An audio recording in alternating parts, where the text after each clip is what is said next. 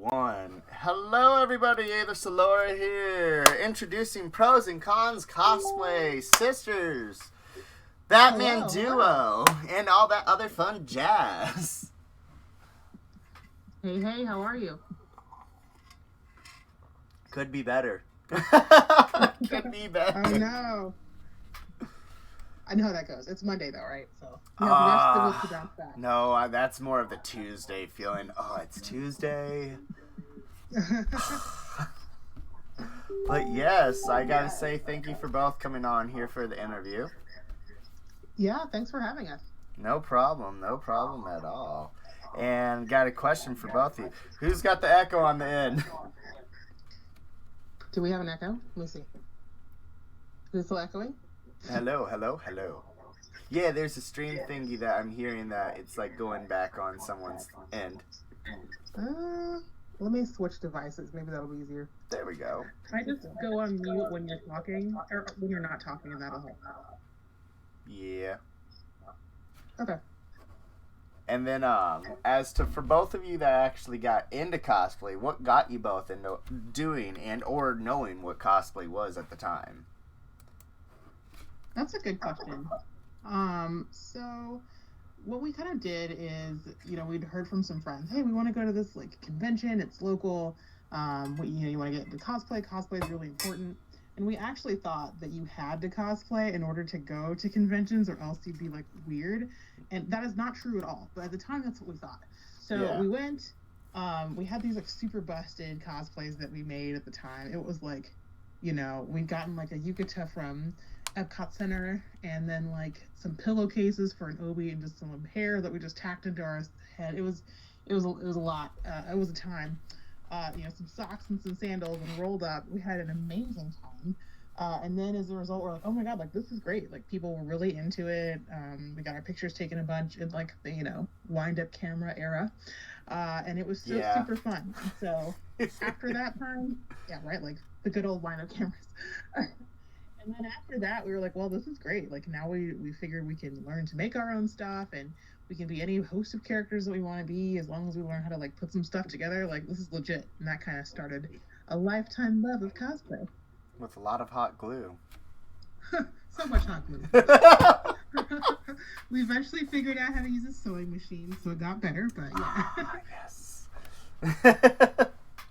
Honestly, knowing how to use a sewing machine makes a huge difference on doing cosplay. It really does. Yeah, it's almost essential. I shouldn't say essential, because you can still hand sew, but like it. But do you want to? Easier. I don't know. Not at all. It's one of those, if it's a quick fix, I ain't pulling the sewing machine out. Give me a second. There you go. Right. If it's anything bigger than, a couple inches, then it's time to pull out the machine. Oh, yeah. Unless you just, say, okay, we'll fix this later. Here's some hot glue. Yeah, that's on Con Floor Emergency, when you stepped on something or somebody stepped on you, and you're like, well, this is getting hot glued together.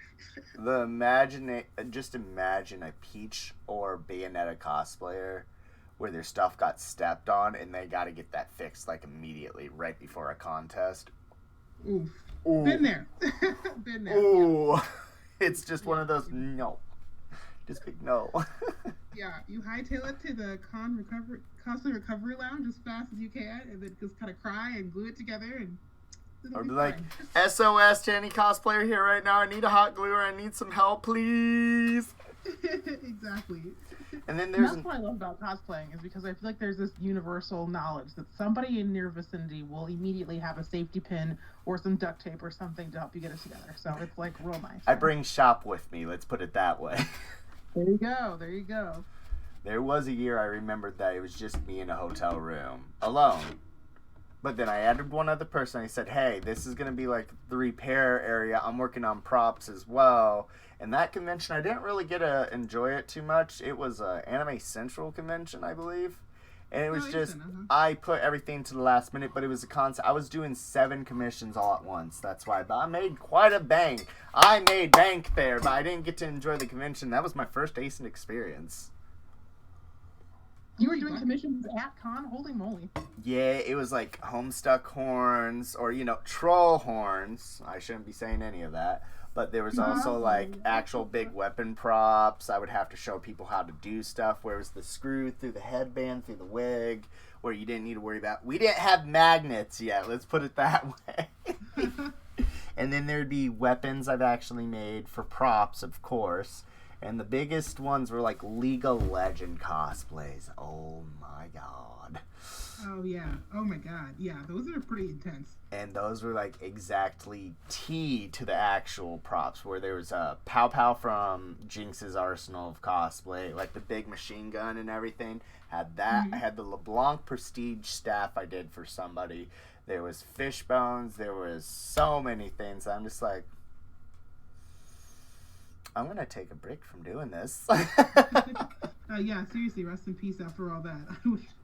Can't imagine. I haven't really done any cosplay commissions ever since, like all those big commissions and making Pokemon props and all that other fun. It was just, I'm not enjoying cosplay anymore. And I was like, you know what? Step back. I gotta breathe. Yeah. Yeah, I don't blame you. I would be burnt out too. That sounds crazy. And that's where you don't want to you never want to burn yourself out in cosplay, because then it will take a recovery. Like, I can't do this anymore. Yeah, it really can. It sucks a lot out of you. It's like creative energy, financial energy, physical energy. They don't mix. They do not mix. Yeah. And then, exactly. As to COVID for both of you, though, how did it affect you from 2018 to present time with your cosplay, like, lifestyle? You know what? I don't know. I think it was an interesting time for us to, like, assess and regroup and kind of figure out what we were going to do. I think everyone was panicking about the pandemic. We're still kind of in it, but, well, not even kind of. We're still definitely in it. But, so it gave us an opportunity to look at, how can we be more involved in, like, a virtual sphere? How can we do our, meet people still in virtual spaces? So we were able to kind of, like, after, the initial panic and freak out about the world shutting down, we kind of sat down and thought about how we can do better, with like social media and stuff, and kind of connect with people in that way. So the first thing that we did was actually, I think it was our idea. We were sitting in the car at like 2 a.m. or some ungodly hour, and we were like, how can we like connect with people still? Because we can't go to cons. And then we had this brainchild called POC Create-A-Con. Oh. Yeah, it's our mini virtual convention for people of color creatives. So that it was kind of like a place for us to network, figure out marketing strategies, kind of learn how to survive in the pandemic. So it's not like a convention per se, but it's more like a conference where we get together and learn different techniques and kind of talk about what to do. And we've hosted that for the past 2 years. And it's been a free conference just for folks to kind of like get connected. We have speakers that come in and talk about social media algorithms, how to fight imposter syndrome. We even had like a session last year, 2021, talk about, it was like a mindfulness workshop. So we did like some, how do you like combat those like bad thoughts that come in, intrusive thoughts when you're, doing your thing. And so those kinds of things are really, really helpful. Okay, that's pretty dope. And what about your sister here? Yeah, I think it was a very similar situation, right? That conference that we created was really a nice, just kind of way to reconnect with the community. And I think, even with cosplay, I think it's opened up a couple of doors.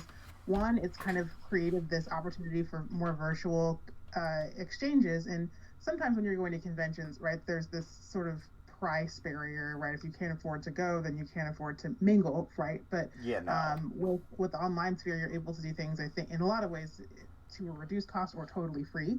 So that's kind of, I think, opened up the opportunity for cosplaying in a more robust way, which has been super cool. One thing we also piloted, I think it was slightly before the pandemic, but it really came off during the pandemic, is we started this program called Stop Drop Cosplay. Oh. And basically, it's super cool. We've done it several times now. But essentially what it is we got a panel of really awesome judges who are just great personalities, and then invite everyone, frankly, into a Discord channel. And then over the course of a couple of hours, we drop a theme. And then you have, X number of minutes, like usually 20 to 25 minutes, to put together a look to match that theme. And so it was hysterical. We had the theme of like hero, and we had, people who were dressing up just really quickly from like Boku no Hero Academia, or we had a theme of like NPC, playable character. And so people were like, oh, I'm gonna like whip out a really quick Sims cosplay, or like a really quick like whatever. It was hilarious. Like a randomized GTA 5 type character. Exactly. Random GTA vibe. Sorry, I said Sid. You can totally play as those characters. But Yes. yes, it's random GTA characters, stuff like that. We had a Room Carnage Awards because people were like tearing through their equipment to like get stuff. We had some really amazing sponsors provide like incredible prize packs for people. And so we had, I think, almost 100 participants last time from all over the world, which was super dope. And so we're looking forward to doing it again at some point. But yeah, like it's just really cool to connect with people virtually. Like I never would have gotten a chance to hang out and cosplay and sing along to the Discord radio with people in Japan and Oh boy. Other parts of the country. So it was a lot of fun. That's actually really dope, honestly, to hear. Super cool. Like that is probably the first time on the lines of something similar to that was, the Minecraft server ASIN convention online stuff or, virtual reality. It was like I have not heard something like that yet, but that's actually really, really, really, really dope. Thank you. Well, you're welcome to come next time. It should be a great time. It always is super hilarious. So I'm just like, yee. All right. And as to other things, as to giving tips and advice to people out there that would definitely be like, hey, what can you like throw my way of knowledge for cosplay and how to interact and awkward silence to awkward don't know what to do, help me out crisis moment. I think my first one, and this is one I've really just kind of come to appreciate more and more, is do what you want. I think there's a lot of people who are saying, oh, you have to buy your cosplay. Oh, you have to make your cosplay. Oh, the only way to get famous is to do X. Oh, the only way to like be a cosplayer is to be famous. Like it doesn't matter. There's so much pressure people put on themselves to be a cosplayer.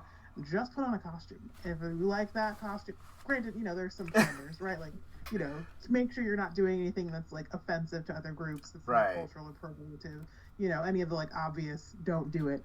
But I think people think about cosplay as being this like, oh, if I don't go all the way, then I'm not a real cosplayer. It's so unnecessary. Just put on the cape, put on the horns, or whatever you got to do, and you're there. That's all you really need to do to have a good time in cosplay. We don't have to pressure ourselves to be the latest like TikTok trend or whatever. It's all about just having fun in a costume and choosing your own adventure. If you want to become like that sort of business mogul and do like full-time modeling and stuff, that is totally great, and I support you 1,000%. But it doesn't have to be your reality if you don't want it to be. It's not that deep. True. That's my advice. True. And it can sometimes come where it comes off, you're going to come crashing down, Stockholm Syndrome, or, in worst cases, like, I hate the world type situation.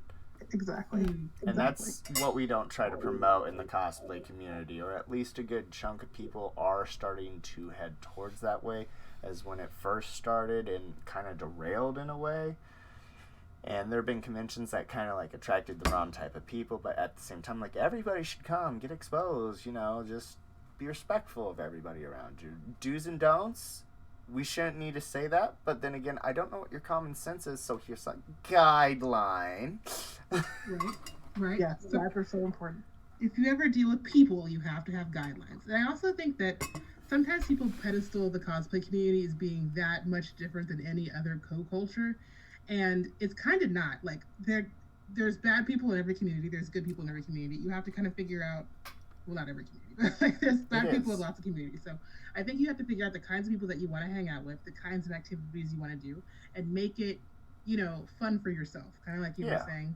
Yeah. Bro, like, you have to just choose your own adventure. It doesn't have to be as deep if you don't want to be deep. If you want to be deep, then great, do the research, and don't get mad if you don't do the research and don't get where you want to be, So, all those kinds of things. I actually 100% agree with that. And as to, the groups to add on to that, like, if you want to be around the drinkers, here's the drinkers. If you want to be around the smokers, here's the smokers. If you want to be the full-out I am a princess guideline of my magical girl time life, whatever, go with that. Or you got Disney people, you got anime people, you got the wrestling community kind of just blew up out of nowhere, and it was really amazing to see. That, yeah. And just, there's so many things as to what they say. There's so many school activities. Here's these clubs. Enjoy. Exactly, yeah. There's a literal smorgasbord of things you can do in cosplay. pick the thing that you like the best and quit trying to do the things you don't like doing.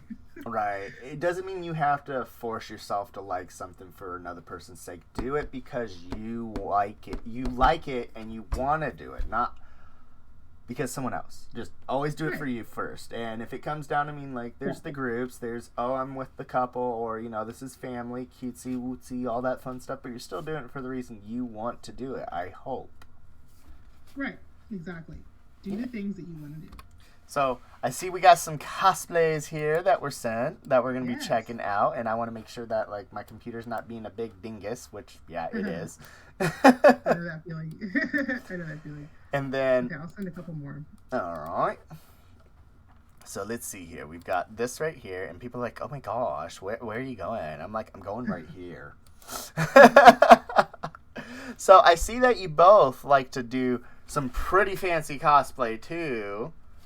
We love a good fancy time. At the times, are some of these cosplays, or are these more like, hey, we're going out, fashion it up, and this is what we do because this is who we are?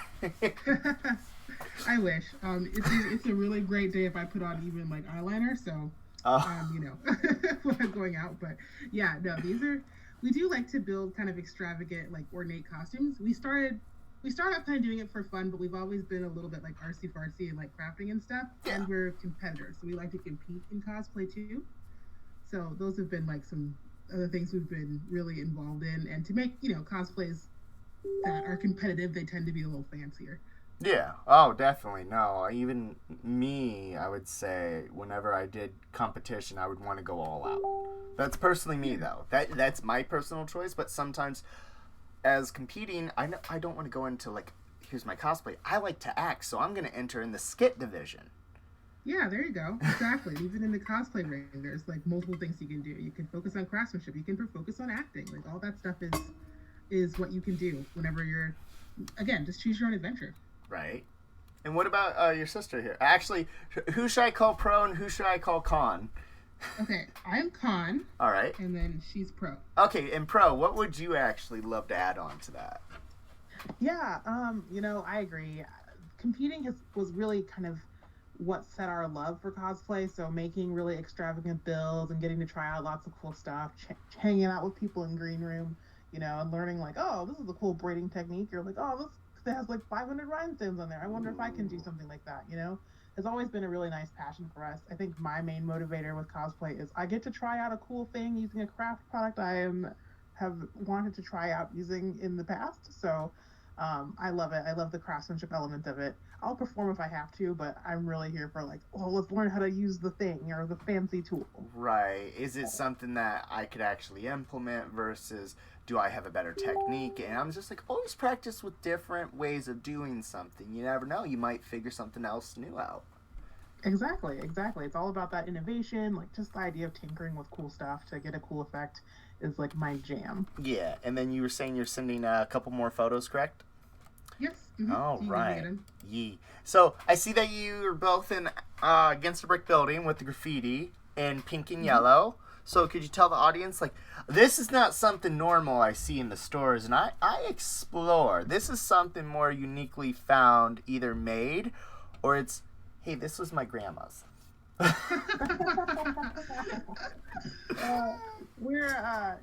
that was a great time. I think you're looking at our Peach and Daisy tracksuits, probably. It was a magical time. We're still contending on whose idea it was ultimately, but we decided to do these Gucci tracksuit themed characterization of Peach and Daisy. And so, again, as all most of our ideas, it's 2 a.m. and we're it would be really funny if we did X. And so we were I want something easy to wear, something that's an easily recognizable character, but also high icon. And so that's what it came to be. So actually, Con made the material pattern. She got onto Photoshop and created a sort of Gucci-esque, capital P and a capital D to the backwards and upside down letters or whatever with I'm seeing them right with Captain D, Captain C on both of them right here. Captain P with P right here, and then Captain D being right here. Honestly, they're fantastic. I gotta admit that not a lot of people even try and print out their own fabric because it's a little bit of money, but it's still oh my god. Oh yeah, it's so expensive, which is like, but it's fine. So then I spent a good amount of time like drafting some patterns for it. We then like put them together, and it's got like gold welded pockets and just a lot of just dumb opulence. Con made our wigs for us, and then we're like, oh, where can we shoot this? And so we used like a pretty iconic space in our area, and got some really great photos from a friend of ours named Chuck Mason, and it was a great time. I mean, hysterical, super like comfortable, and just the greatest. I love it. This is honestly something I expect to see in a very like expensive type clothing store, to be honest. Oh, thank you. That's very kind. Yeah, we're like, can't afford a real Gucci tracksuit, so we will make our own. Honestly, you know what? The guy who's ahead in charge of the Gucci actual brand right now, he goes on YouTube and he's like, "This is how I make it.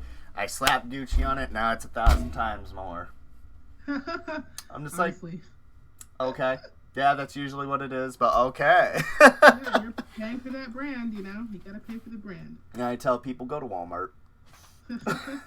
Same thing, just without the symbol. If anything, take an etch a sketch and like put some perler beads on it and make it look fancier. How about that?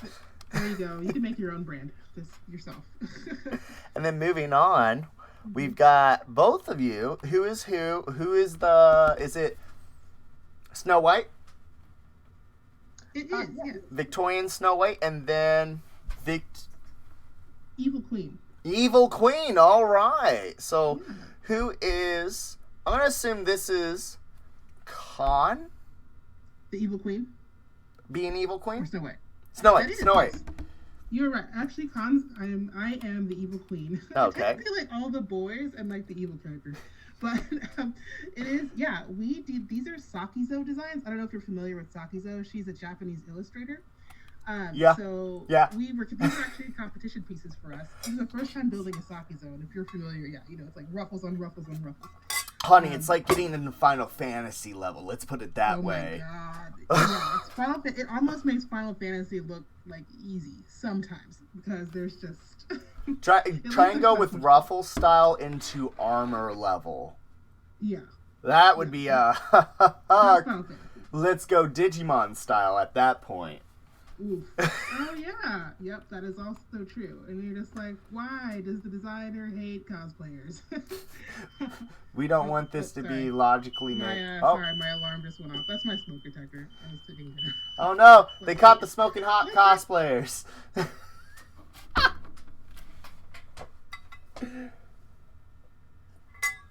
That's a first. I'll say that much. I cannot believe this is our home, but that's all right. We got it. I'm dying a little bit. Oh no! Oh my god! So honestly, it was everything like hand sewn. I assume it was half and half, machine and hand sewn. No, mostly machine. Frankly, I don't. Plus, I hate hand sewing, which I know is crazy because I do a lot of embroidery. But so I did Snow White. Somewhere I did like 14 yards of yellow fabric just for that like ruffle to your skirt. And, it's not a little, it's a lot. Yeah, it was definitely a lot. It was a lot. This is, people think like it's not, by the eye's actual visual, it doesn't seem like a lot. I'm like, you want to learn? Come over here, I'll show you.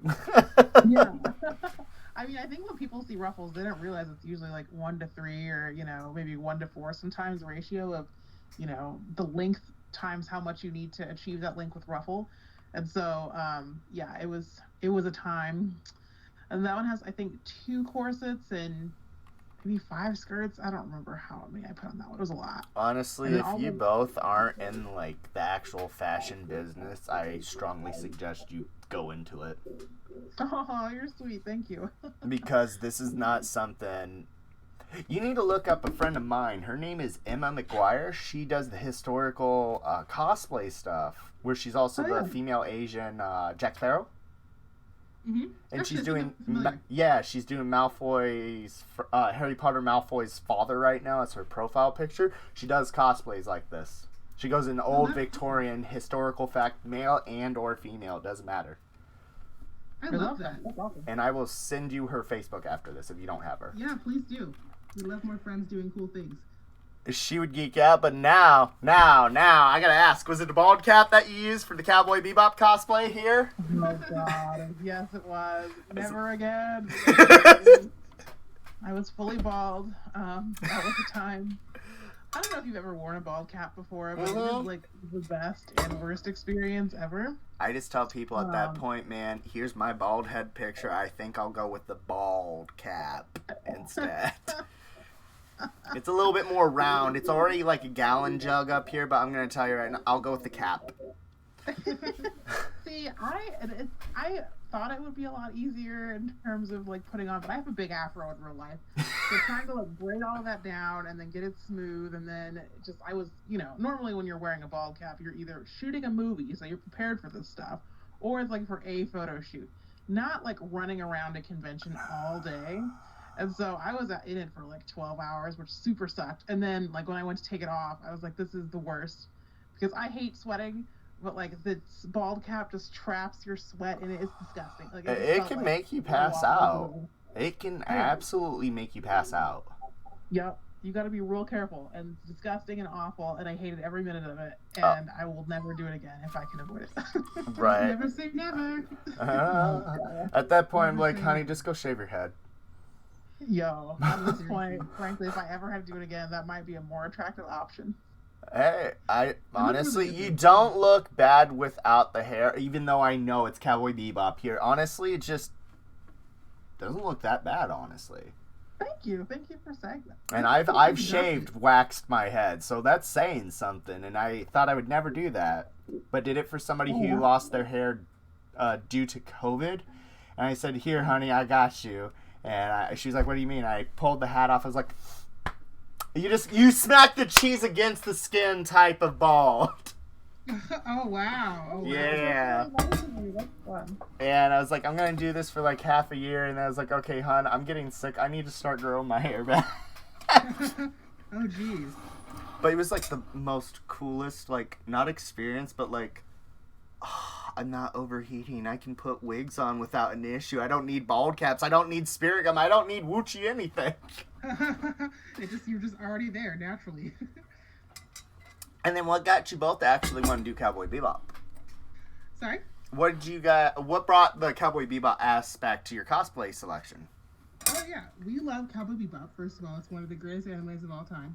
Still is. And then for that particular convention, the voice actor for Spike was going to be there. So Steve Bloom, and the voice actress for Julia, who I'm really bad with names right now.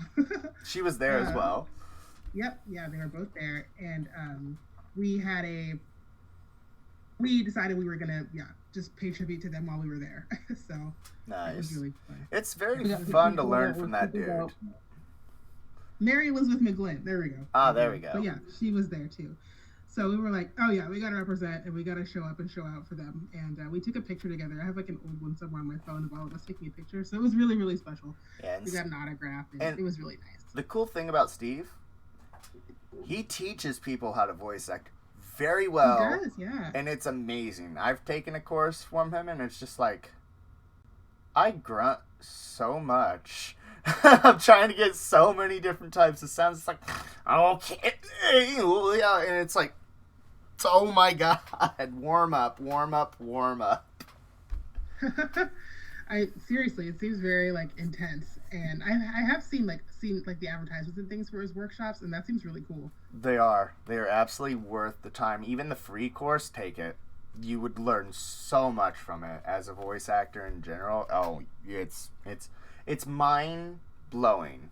It blows everybody away. It is just, oh, I didn't even think about this, or just, I didn't realize that went into like that. Just, I can't say too much just because it's like, oh, okay, I'll be quiet. Ooh, something sounds very secretive and on the DL, but that's exciting. So moving on to, I have no idea what the purple with pink, yellow, daisy, was this like something? Oh, that's another Sakizo. Sorry, that's we did Fairy Godmother and Juliet. I see it now. I'm just like, I was like, is this like Pink Diamonds, like Rose Quartz, Steven Universe type thing, or what's going on here? It's got a similar vibe, right? Right? Yeah. Pro, you want to talk about that one? Yeah, so that was another competition piece that we did. It was probably the most intense costume we've made at this, well, finished at this point. Let's see. I can't even. So I did Juliet, right? That's the one that's like kind of the pink and burgundy color with the blonde hair. Yeah. Those sleeves are 72 parts total. Yeah, just a lot. Please tell me you won. Please tell me you won. What did we get? I think we got Master. We got best in our class, I think is what it was. So that was pretty cool. Got a trophy, some cool like certificates and stuff, which was awesome. That's awesome. There were, how many skirts was that? 4 or 5 skirts, 2 corsets. I hand cast like over 100 gemstones for that. I dyed lace. You bedazzled the hell out of it. Let's put it that way. So much bedazzle, a mess. By hand or by machine gun? What's that? By hand or like tool? Oh, by hand. Oh my gosh. Yeah, a good time. And then Con made Fairy Godmother. There's just so much in that one too. She made the wig by hand, so each individual hair piece and plug was put in there and ventilated by hand as well. It was all over the house. It was awful. Yo, I'm gonna try making a wig, and I learned something recently with the wig making. You know the people that do all the spiky hair, like Dragon Ball Z stuff? Oh yeah. Mm-hmm. You would want to take those that instead of them coming down, you want them to actually like go up. So you're gonna have to like reattach everything about that wig for it to even fathomably make sense. Yeah, exactly. I've actually made a Vegeta wig, and you gotta rewaft the whole thing the other direction. Well, at least the back part. You might as well just start from scratch at that point. Pretty much. Yeah, pretty much. I mean, it's pretty easy to get Krillin's hair. There we go, unless you're not bald. Is that bald cap conversation again? So honestly, what was the convention you went to for this cosplays? That one was Non-Desticon in Denver. I was gonna say that's nowhere near I hear English coming out of my mouth type convention. What? Non-Desticon, yeah, it's in Denver, and like it's a cool con. Like actually, we knew the competition up there was really, really, really steep, so we were like, the only thing that's gonna make this like go well is a Saki zone. So we really tried to pull out as many stops as we could. The competition up there is like insane. Like there's just so many great costumes and great costumes. I definitely want to get some help here after the interview because there's a cosplay I'm going to make completely from scratch, and I'll discuss that later. Nobody need to know what an interview. That's a hush-hush project because it's going to be a 3-phase type cosplay over time as introducing it from one to another to masterclass. Very good. That sounds awesome. That's very exciting. Oh, it's going to be one of those. The only hint I can give the audience is I will have to invest time in getting a motorcycle. Oh, a motorcycle. And a motorcycle license. Oh, okay. This is a whole thing, not just like a costume then. Because I'm bringing this in on stage for the actual convention. You're going to be able to they're going to let you bring a motorcycle? I will make sure that they know I'm bringing a motorcycle in. I hope you get permission. But all right, let's go ahead and move on to the next section of the category. I do like to ask interesting and individual questions for each person or people that come up on here as to what were some of the actual strongest and worst struggles into getting into cosplay in your field of work that you've both experienced, good and or bad. Good and bad. Let's start with the good. That's easiest, right? Start on a high note, positive. I always think it's great when you can, meet and like have an impact someplace. We've been to conventions and things for a while, and then if you stick around long enough, they'll eventually ask you to do things. So Absolutely, I know. Right? Like one of the more rewarding things I think is we've been able to donate time and volunteer, and sometimes maybe get paid to like help the cosplay community become a better place. Our biggest goals is to make cosplay more inclusive for everyone, so that everyone feels comfortable and welcome, particularly marginalized communities. So we've been able to help sort of create rules and practices and trainings and things to sort of help conventions be better about that, helping bring minoritized or often like historically excluded populations from getting into places. So it's been really great to sort of have a hand in helping do those kinds of things. So cosplay's been great for us, but I think it's really awesome to help other people sort of feel included and belong. Yeah. And then Pro? I agree with that. You took mine actually, so that's cool. But I think that's all right. I guess on the micro level, there's always just such a joy when it comes to putting on a costume, and it's a fun for you, but it can also be fun for other people, especially if you're marginalized. I think we've had such a great opportunity to meet new people, and they're like, oh, like I've never seen anyone who looks like me costume a character before, and so to get to see people of color who are like inspired by the fact that we're just unapologetically out here doing what we want to do for fun without fear. I think that's been really, really great. We also tend to cosplay characters that are either like really fancy or also kind of hit our nostalgia. So we had a Thundercats cosplay not too long ago, and I love Thundercats, right? Like it was my jam. Girl. And to get to walk with people, right? Like so good. You want to know something? What's up? Larry Kinney's going to be at Peoria Con here next month. Oh, seriously? That's dope. Yeah. Oh, I love that. Oh, it's so good. We had such a good time, especially since, it wasn't just kids, it was also their parents who were super jazzed about it. So to be on the floor dressed as Wile E. Kit and Wile E. Cat, and a parent screaming from across the way, Thundercats, ho! And we're like, ho! Wait, so were you both at C2E2 one year when there was a Wile E. Kit and Wile E. Cat cosplayer? They were both two black cosplayers that were actually there? That was us. Yo, so I saw you both. That was the Colonel Sanders. Oh, really? What's up? I was like, wait a second, hold on, this sounds familiar. Yep, that was us. And everybody thought I did that because of the dating sim. I was like, I didn't even know there was one. I just did it because I wanted to be Colonel. That's hilarious. And a delicious costume. Yeah, actually, I got free KFC later on for that one, for that exact reason, and got some people free KFC cookies and chicken and biscuits. Did you really? That's a smart idea. Because I walked into KFC as the Colonel. Okay, jot that down. New goal. Get free food by dressing up as a mascot from a fast food restaurant. Right? Deal. I don't know about Wendy's, but hey. I'm gonna try it out. I'd like some of them hamburger buns from Wendy's. Let's go with that.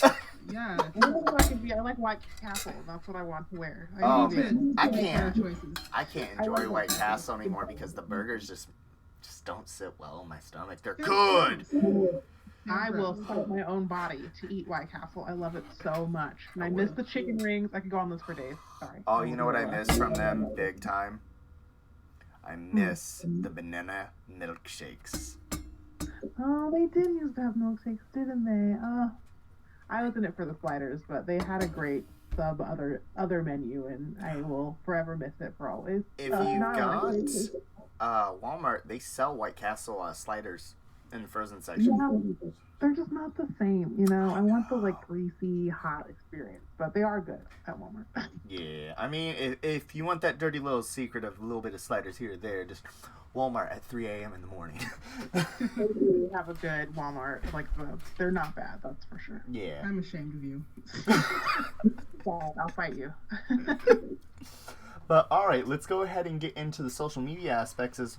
Where can people find you online? How can they get in contact with it? And definitely I'll be making sure Emma gets a hold of you too. Awesome. Yeah, we are on, where are we at? Oh, Facebook, Pros and Cons Cosplay. Instagram, Pros and Cons Cosplay. And we have a Ko-fi account that helps us sort of fund the projects that we're doing at ko-fi.com/pros. So, cosplay. All right. Any other type of social media? TikTok, Twitch, YouTube, Instagram. No Snapchat, please. I just don't like Snapchat. Oh yeah, no, we're not on Snapchat. Really, the big ones are Facebook, Instagram, and what did I just say? Ko-fi, right? Ko-fi. Yeah, those are the big ones. We're in a bunch of groups all over online, so you'll probably see us around. If there's a cosplay group around, I'm probably in it. Yeah. That's cool. But thank you both for coming up on here. Make sure everybody out there, give them some love, support, check out their links out there in the description below, and soon, eventually in the future, I will have all this on YouTube. So follow up on that channel to be able to see minor but better edits where it's not like, hey, I got a long intro, a long outro because I goofed up.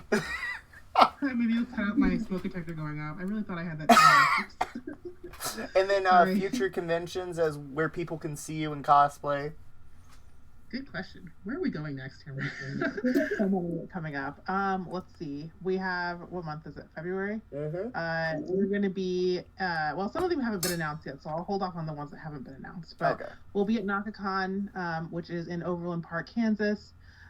We kind of work in that area, working the cosplay contest. We also have Planet Comic-Con Kansas City. This Thursday, we're actually doing a live discussion about the cosplay contest there, so please join us on Planet Comic-Con. Sorry, I will try. Sunday is what I meant to say. Sunday, so join us there live to talk about cosplay contest stuff there. We also have a convention coming up for cosplay. Cosplay America? Thank you, Cosplay America in Charlottesville. So that will be in June. June. Yep. Sorry. And I think that's all that's been announced so far. All We'll have right. more coming. If you give me a link to that live stream that you guys are going to do, I will try and tune in as well. Awesome. Thank you. No problem. Other than that, everybody out there, thank you for joining in on this live stream. I may be tired, but I'll keep pushing, keep going, and be like, yeah, let's get all these people exposed out there. I love it. Thank you so much for doing Yeah. that. No It's problem. Like the hardest of times and trying, but we appreciate the opportunity to get to chat and get to know you and talk to your folks. It's weird, like, whenever you come across other cosplayers, and then it's like, oh, hey, how this? I'm like, oh, wait, I've met you guys. That's so funny. What a small world. Right? Hello, it's Illinois. Oh, sure. Oh, you're in Illinois. Right. Okay. We're slightly west of you, but yes. Oh, just slightly. Just a little bit. But other than that, thank you so much. Everybody on the stream, thank you for tuning in. We'll see you here on the next couple interviews and getting that all set up here shortly. So stay tuned and love y'all for tuning in. Peace out, Girl Scouts, and another time.